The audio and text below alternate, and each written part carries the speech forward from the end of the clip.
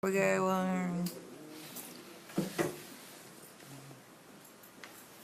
and me. The prospect of an open and unguarded border with limited rules and regulations for enforcement authorities is an unacceptable ideal. As Americans, we should always be interested in any of the issues that pop up with a border that is crossed illegally every day as it pertains to the harm that can come to our national security as well as the impact of our economic infrastructure. Now, I've studied and kind of been in tune on this issue for a while, so I kind of feel like I have an intellectual opinion on the matter.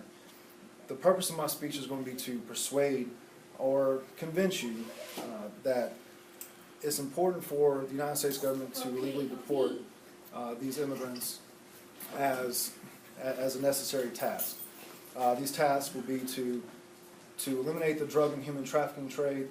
It is also to eliminate the impact on our economic infrastructure, the burdens on it, as well as to send a signal to the world and to the rest of the people in the country that there's still a system in place that protects the sovereignty of our borders.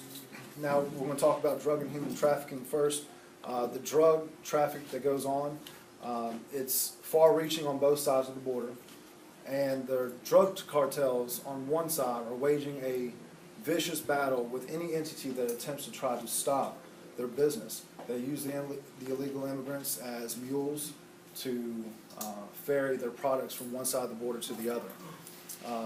Now, these according to Civitas Institute, it's estimated that there's a $1 billion drug trade going from one side of the border to the other, and anything that interferes with that, they're all trying to get a piece of that. So anything that interferes with that is at war with these drug cartels. Now, the human trafficking side, these individuals are being bought and sold and brought across the borders illegally. These individuals are usually poor, uneducated. In some forms or fashion, they are slaves at some point. These individuals don't provide any sustenance to our country. And on top of that, they're exploited for the services that they provide. Now, fairus.org actually estimates that every year there's between 14,000 to 17,000 individuals that are trafficked from one side of the border to the other.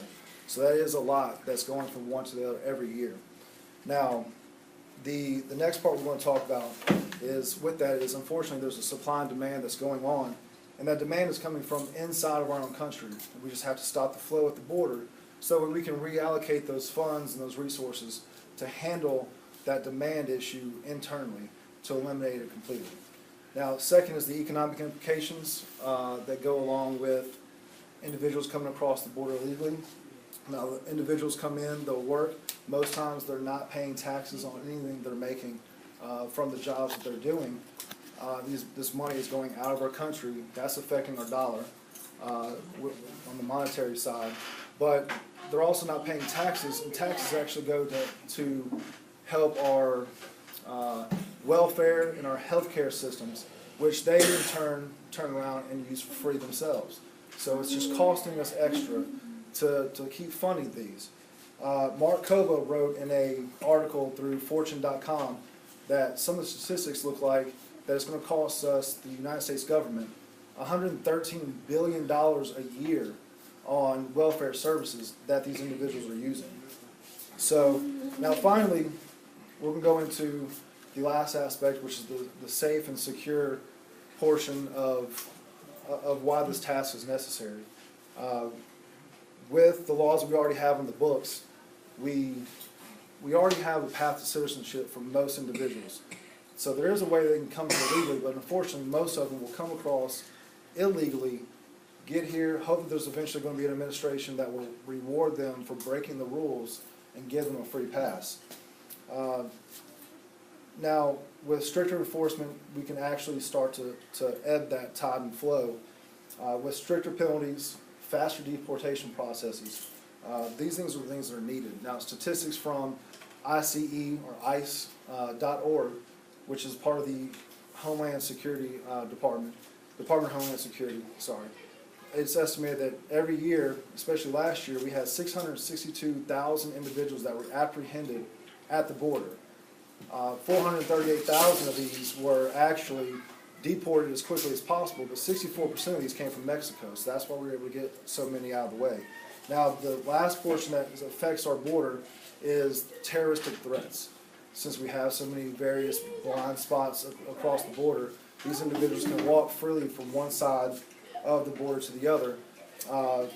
Chelsea Schilling, in an article with WND.com, came up with some statistics back in 2008 that there was 5,500 of these individuals that were apprehended at the border over the course of the year that came from 14 different special interest countries. And these countries are countries that actually have terroristic ties already attached to them. So in conclusion, the purpose of the speech today was to try and convince you and talk to you and persuade you about the necessary task of deporting illegal immigrants and how it plays a part into the United States government and the tasks that they have to do. We've talked about how the human and drug trafficking trade ties into that, how it affects our economic infrastructure, and how we really need to send that signal to the world that we need to toughen up our border policies so that way it's not so easy to come into this country. You know, as Americans, we should all be aware of any of the issues that pop up with this issue, whether it's pro and con. But I'm going to leave you with one final thought. If it's, national morale sometimes can seem low, and some people will disparage our country.